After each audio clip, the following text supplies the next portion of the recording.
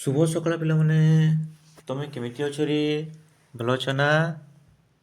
ଆଜି ଆମେ ପଢ଼ିବାକୁ ଯାଉଛେ ସପ୍ତମ ଶ୍ରେଣୀର ସାହିତ୍ୟ ସ୍ୱର ପୁସ୍ତିକାର ଏକ ନୂଆ ଅଧ୍ୟାୟ, ଯାହାର ନାମ ହେଉଛି କଳା ମାଣିକରି। କ'ଣ ପିଲାମାନେ? କଳା ମାଣିକରି। ତମେ ସମସ୍ତେ ଜାଣିଥିବ କଳା କ'ଣ? କଳା ଗୋଟେ ରଙ୍ଗ ଏବଂ ମାଣିକ ହେଉଛି ଗୋଟିଏ ମୂଲ୍ୟବାନ ବସ୍ତୁ। ଯେପରି ସୁନା ରୂପା ଗୋଟେ କ'ଣ ଅଳଙ୍କାର ଅଟେ, ସେପରି ମାଣିକ ମଧ୍ୟ ଗୋଟିଏ ମୂଲ୍ୟବାନ ଅଳଙ୍କାର ଅଟେ। ଏହିଠାରେ କଳାମାଣିକ କାହାକୁ ସମ୍ବୋଧନ କରାଯାଇଛି କହିପାରିବ ପିଲାମାନେ? କଳାମାଣିକ ଶ୍ରୀକୃଷ୍ଣଙ୍କୁ କୁହାଯାଇଛି, କାରଣ ଶ୍ରୀକୃଷ୍ଣଙ୍କ ଶରୀର ଦେଖିବା ପାଇଁ କଳା ଅଟେ ଏବଂ ଶ୍ରୀକୃଷ୍ଣ ତାଙ୍କ ମାଙ୍କର ଅତି ମୂଲ୍ୟବାନ ଅଟନ୍ତି। ସେଥିପାଇଁ ଶ୍ରୀକୃଷ୍ଣଙ୍କୁ କଳାମାଣିକ ସହ ସମ୍ବୋଧନ କରାଯାଇଛି। ଏହି କଳାମାଣିକରେ କବିତାର କବି ହେଉଛନ୍ତି କିଏ ପିଲାମାନେ? ଅଭିମନ୍ୟୁ ସାମନ୍ତ ସିଂହାର। କବି ଅଭିମନ୍ୟୁ ସାମନ୍ତ ସିଂହାର ରୀତିଯୁଗୀୟ କବି ଥିଲେ। କବି ଅଭିମନ୍ୟୁ ସାମନ୍ତ ସିଂହାର କେଉଁ ଯୁଗର କବି ଥିଲେ? ରୀତି ଯୁଗର। ସେ ଯାଜପୁର ଜିଲ୍ଲାର ବାଲିଆର ସାମନ୍ତ ପରିବାରରେ ଜନ୍ମଗ୍ରହଣ କରିଥିଲେ। ସେ କେଉଁଠାରେ ଜନ୍ମଗ୍ରହଣ କରିଥିଲେ? ଯାଜପୁର ଜିଲ୍ଲା ବାଲିଆର ସାମନ୍ତ ପରିବାରରେ ଜନ୍ମ ହୋଇଥିଲେ। ପିଲାଦିନରୁ ଅଭିମନ୍ୟୁ ସରଳ ଗାଉଁଲି ଭାଷାରେ ସୁନ୍ଦର କବିତା ରଚନା କରୁଥିଲେ।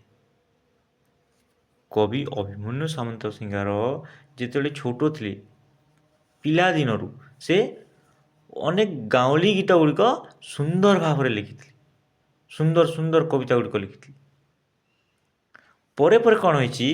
ସେ ରାଧାକୃଷ୍ଣଙ୍କୁ ନେଇକି, ତୁମେ ଶୁଣିଥିବ, ଟିଭିରେ ଦେଖିଥିବ ରାଧାକୃଷ୍ଣ, ହେଲା।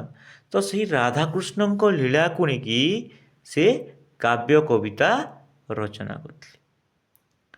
ତ ସେ ଅନେକ ଗୁଡ଼ିଏ କାବ୍ୟ କବିତା ଲେଖିଥିଲେ, ଯଥା ବିଦଗ୍ଧ ଚିନ୍ତାମଣି, ପ୍ରେମ କଳା, ରସବତୀ, ସୁଲକ୍ଷଣା, ବାଘ ଗୀତ, ଚଢ଼େଇ ଗୀତ, ବୋଲେ ହୁଣ୍ଟି ଇତ୍ୟାଦି ସେ ଲେଖିଥିଲେ।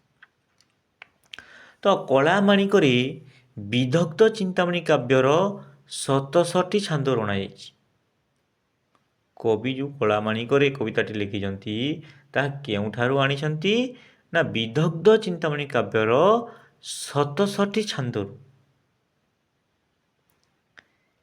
ଏଥିରେ କୃଷ୍ଣ ସନ୍ଧ୍ୟା ସମୟରେ ଗାଈ ଗୋଟ ଧରି ଫେରିବାରେ ବିଳମ୍ବ ହେବାରୁ ମାତା ଯଶୋଦାଙ୍କ ମନରେ ବ୍ୟସ୍ତତା ଦେଖାଯାଇଛି। ତ ତମେ ଦେଖିଥିବ ପିଲାମାନେ, ତମେ ପ୍ରତ୍ୟେକ ଦିନ ସ୍କୁଲକୁ ଆସ, ସ୍କୁଲକୁ ପଢ଼ିବା ପାଇଁ ଆସ ନା ନାହିଁ? ଏବଂ ତୁମର ଯେଉଁ ସମୟରେ ତୁମର ଛୁଟି ହୋଇଥାଏ, ଯଦି ଦିନେ କ'ଣ ହେଇଛି, ତୁମର ଡେରି ହେଇଯାଇଛି, ଘରକୁ ଯିବାରେ ତୁମର ବିଳମ୍ବ ହେଇଛି, କୌଣସି କାରଣରୁ ତୁମର ବିଳମ୍ବ ହେଇଯାଇଛି, ତ ତୁମର ମା' ମାନେ କ'ଣ କରନ୍ତି?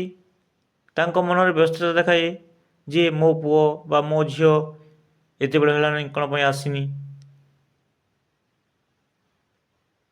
ଦେଖିଛ ନା ନାହିଁ? ଠିକ୍ ସେହିଭଳି ମାତା ଯଶୋଦା ମଧ୍ୟ ଶ୍ରୀକୃଷ୍ଣଙ୍କ ପାଇଁ କ'ଣ ତାଙ୍କ ମନରେ ବ୍ୟସ୍ତତା ଦେଖାଦେଇଛି। ତ ଏହି କବିତାରେ ବାତ୍ସଲ୍ୟମୟୀ ମାତୃହୃଦୟର ଆବେଗକୁ ସୁନ୍ଦର ଭାବେ ବର୍ଣ୍ଣନା କରାଯାଇଛି। କବି ଅଭିମନ୍ୟୁ ସାମନ୍ତ ସିଂହାର ଏହି କଳାମାଣିକରେ କବିତାରେ କ'ଣ ବର୍ଣ୍ଣନା କରିଛନ୍ତି? ନା ଗୋଟିଏ ମା'ର ବାତ୍ସଲ୍ୟମୟୀ ହୃଦୟକୁ, ତା ଆବେଗକୁ ସୁନ୍ଦର ଭାବେ ସେ ବର୍ଣ୍ଣନା କରିଛନ୍ତି। ତ ପ୍ରଥମେ ଆମେ କବିତାଟିକୁ ଆବୃତ୍ତି କରିବା, ତାପରେ ବିଷୟବସ୍ତୁଟିକୁ ଆଲୋଚନା କରିବା। ତ ଚାଲ ପିଲାମାନେ କବିତାଟିକୁ ଆବୃତ୍ତି କରିବା। ଧୀରେ ଘେନ କାନ ନରେ କୃଷ୍ଣ ବିଳମ୍ବିତ, ବାତ୍ସଲ୍ୟ ମମତା ଘିନି ଭାଳୁଛନ୍ତି ମାତ କଳା ମାଣିକରେ, କଳା ମାଣିକରେ। ନିଧନ ସଂଖାଳି ମୋର ଦରିଦ୍ର ପସରା, ଅନ୍ଧ ଲୋଡ଼ିବା ବୁରି ହୃଦରତ୍ନହାରା, କଳା ମାଣିକରେ, କଳା ମାଣିକରେ। ମୋ ଜୀବନ ତୁହି ନୟନ ପ୍ରତିମା, ତୋତେ କି ପାଶୋରି ହେବ ମୋର ସୁଖ ସୀମା, କଳା ମାଣିକରେ, କଳା ମାଣିକରେ। ଡରୁଥାଉ ଅନ୍ଧାରକୁ ରଖି ଯାଉ ଗରୁ, ଜନକ ଜନନୀ ସୁଖ କାହିଁ ପାଇଁ ସାରୁ, କଳା ମାଣିକରେ, କଳା ମାଣିକରେ। ବୃଦ୍ଧ କାଳେ ତୁମ ହର ଏକଇ ନନ୍ଦନ, ହୃଦତାପ ବିନାଶନେ ତୁ ହରିଚନ୍ଦନ, କଳା ମାଣିକରେ, କଳା ମାଣିକରେ। ଗୋଟିକା ଅଧାମ ଶରଣରୁ ଚଇତତେ, ନାଚି ଲାଞ୍ଚ ମାଗୁଥାଉ ଲବଣିକେ ମନ୍ତେ, କଳା ମାଣିକରେ, କଳା ମାଣିକରେ। ତୋଳି ମୁଁ ଧୋଇଲେ ଗଳି ହୋଇ ଯାଉ ତୋହି, ତୋ ଦୁର୍ବଳ ଦେଖି କାହିଁ ପଶିବଇ ମୋହି, କଳା ମାଣିକରେ, କଳା ମାଣିକରେ। ଡାକିନି ଲୋଭାନ୍ତି ବୋଲି ଡରୁଥାଇ ମନେ, ବାର ବାର ବାରୁଥାଇ ଯିବା ପାଇଁ ବନେ, କଳା ମାଣିକରେ, କଳା ମାଣିକରେ। ନିଶାଚର ମାତି ବାର ଶୁଭୁଛି ଶ୍ରୁତି କି,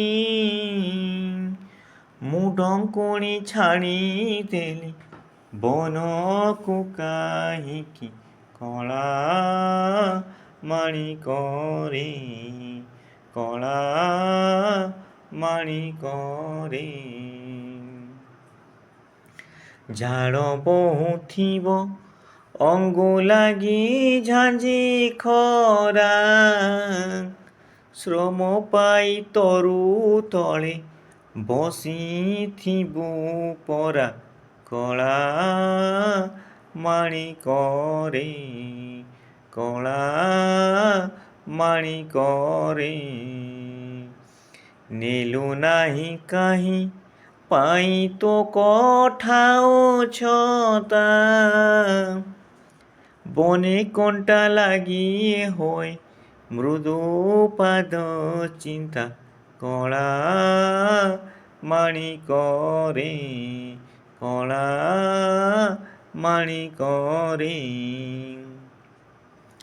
କାନ ଡେରି ଥାଇ ଏକା ତୋ ବେଣୁ ଗୀତକୁ, ଆଜ କିମ୍ପା ଶୁଭୁ ନାହିଁ ଭାବୁଛି ମନକୁ, କଳା ମାଣିକରେ, କଳା ମାଣିକରେ